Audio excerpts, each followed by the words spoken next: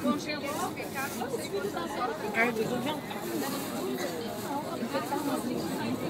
sem água, sem comida.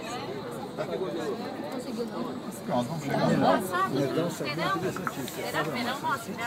Conseguiu, Mário? A ponta do túnel não conseguiu ir pro resto, vou pra casa pra ele. Ah, é tão grande que não chegamos. 3 ligas e 10 metros, né?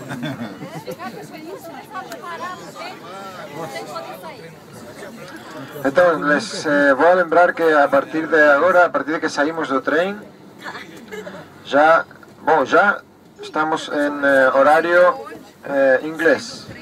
Sim, então, agora podem trocar a hora de seu relógio, sim, às 1h30, uma hora atrás, sim?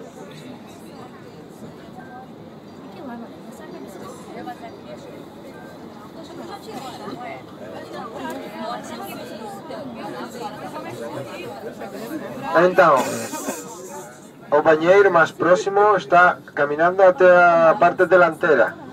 Sim?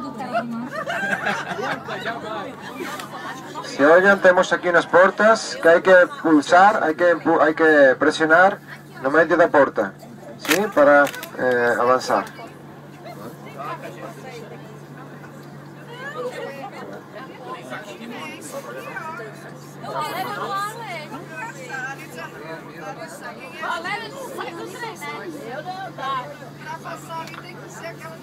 Aí a partir de agora a gente vai com menos fome. Voltou uma hora atrás. É mesmo? Tem uma hora menos de fome. Olha o corredorzinho.